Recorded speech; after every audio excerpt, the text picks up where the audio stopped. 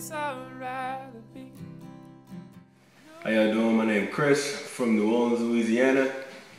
I went to church with my parents at a young age. They always brought us to church, me and my other two brothers. The only real thing that I knew about the Lord was His judgment.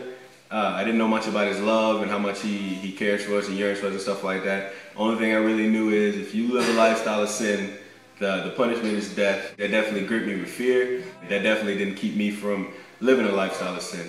I knew who He was, or at least that amount of who He was as far as His judgment. But I didn't love Him, because love is action, and I definitely wasn't following Him at all. In high school is when I really started indulging deep in sin. One of the main things that was an addiction to me was pornography, sexual immorality, having sex before marriage. That definitely was. I didn't know it was a stronghold until you come to Christ and He kind of reveals these things to you. But that was a strong influence as far as sin is concerned in my life. In 2009, I went to school in Tallahassee. I went to Florida A&M. I went to New Orleans back at home, and a friend of mine called me up and was like, "You should come to this Bible group, this life group meeting that he had." And I didn't know much about it, but he was one of my close friends, so I went with him.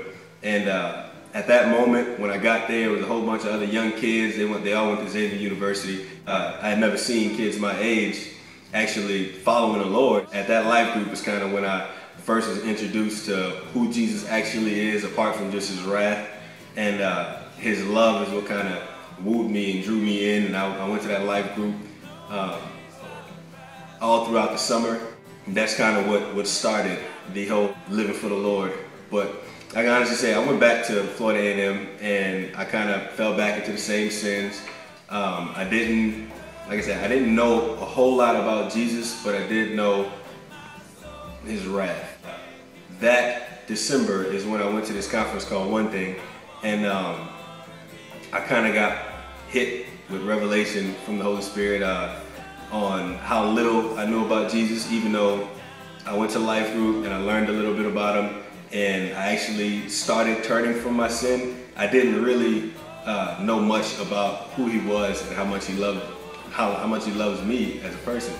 And at One Thing is when I kind of got hit upside the head day after day for 6 days straight, on how much He loves me and how much I didn't know about Him.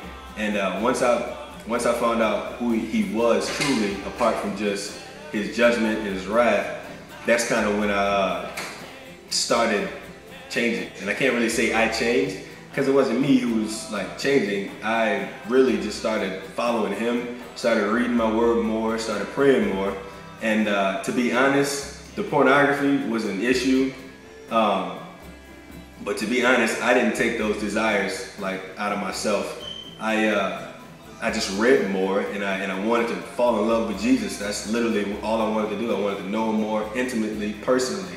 And in doing that in my prayer life and stuff like that, honestly, the Holy Spirit will literally take those desires away.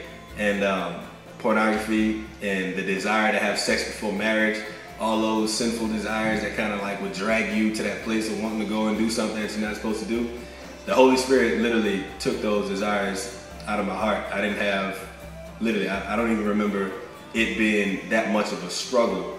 I just know I kept persisting in prayer, and a few months would go by and I kind of got disgusted by it. And next time I saw it, it was like, why am I looking at this? This is not even tasteful to me. I don't even have a desire to want to sit in front of this TV anymore. And that's how I knew it wasn't me who had done it, because I had started diving in my word a whole lot and actually trying to gain a knowledge of Christ. He always talks about, He sends you a spirit, and the Spirit is the one who cleanses you and does the work for you. He literally cleansed me of that desire, and that was basically the hardest thing to get rid of. I used to get drunk, I used to go clubbing, I used to hang out with friends that used to do all that, and that wasn't really as strong of a hold as the sexual immorality was and the pornography was and stuff like that. I chased the Lord, and I wanted to know who He was, and I wanted to live for Him. And like I said, that's a conscious decision. I could say I knew who he was for a good amount of time before I actually decided, you know what, I'm gonna forsake everything else and I'm gonna just follow you. It's not gonna be my will. I don't want to do, what I want to do. I want to do what you want me to do. When I made that decision, that's kind of when the wheels started turning and my life started literally being flipped upside down. I used to play baseball at Florida A&M, then I played at Southeastern, and I kind of said a prayer one day, and if you don't think God answers prayers, I promise you, He will answer your prayer, whether you want Him to or not. If it's one that's gonna get Him onto doing His will, He'll answer.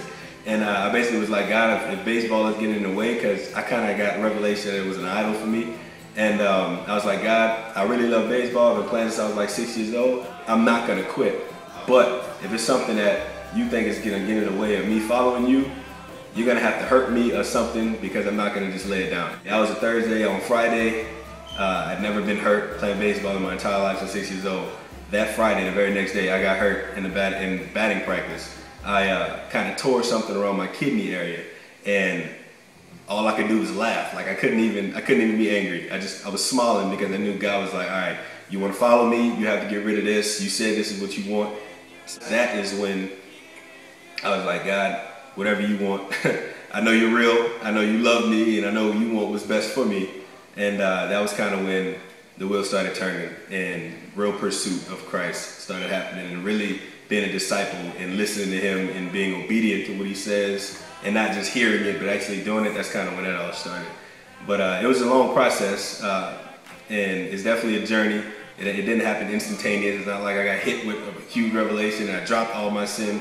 No, they all fall off as you continue to follow Christ. He continues to knock those desires out if you continue to seek Him. And that's kind of how it happened for me.